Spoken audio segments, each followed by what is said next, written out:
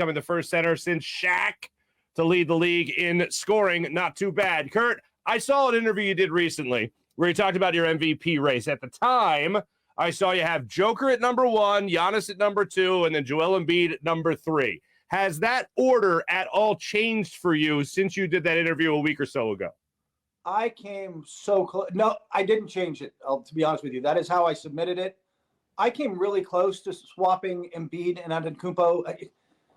This was the hardest year. I mean, and I don't – you're just splitting the atom with those three guys. Like, all three of them would win it running away most years, and we wouldn't be having this debate. It's just a tough year, and I ended up having him third, but I just wasn't comfortable with it. I wasn't, I've heard from some Philly fans in my Twitter mentions. They are. Oh, no way. Yeah.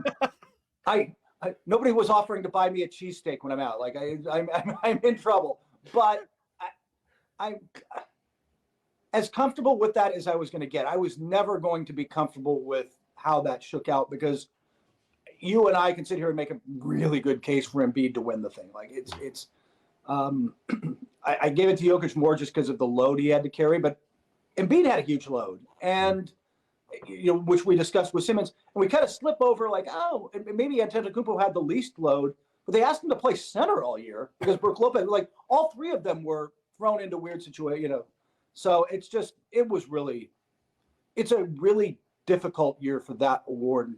That award in Defensive Player of the Year kept me up. I lost sleep over that stuff. All right, well, let me ask you this, because Joel Embiid, he was asked recently, and he seems to be asked this question a lot. Hey, what are your thoughts on the MVP race? Do you feel like you've earned the MVP and stuff like that? And if you don't win, how do you feel? And he said recently, I feel like they hate me. If they don't want me to be MVP, if they're not going to vote me to be MVP, I feel like they hate me. So, Kurt Helin, I'll ask you, why do you hate Joel Embiid? You know why I hate Joel Embiid? Nobody who gets well done steaks is in my fan. Oh, you're right. You're right. You're right. Absolutely. I know. Yeah. Outside of that cardinal sin, for the record, I get it from his perspective. I said this at the time. Like, I expect, especially somebody as competitive as Joel, and who hasn't won one. I get it. It is personal, and he wants that, and.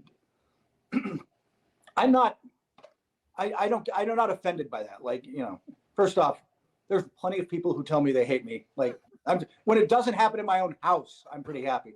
So, but I get it. Like, if he wasn't that passionate, he wouldn't be Joel Embiid. Like, right.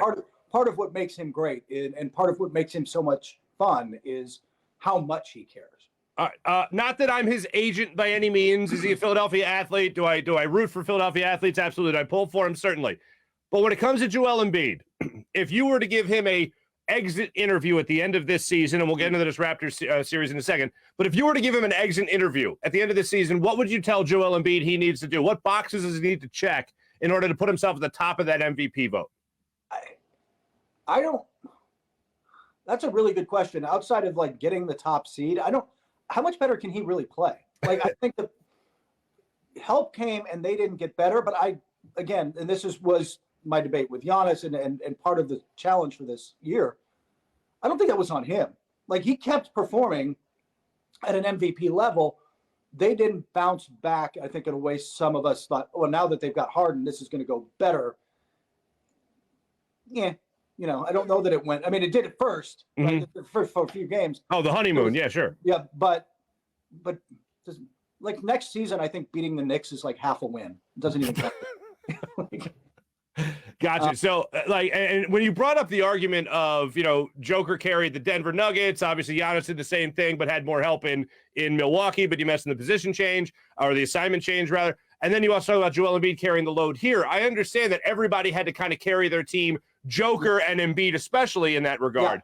Yeah. But with Embiid, it was like he had all that drama that went along with the Ben Simmons thing, and he still overcame that. Harden not playing well after, the first 5 games as a 76er made me look at Joel Embiid, and only he raised his game throughout that time, realizing he wasn't getting as good as advertised James Harden.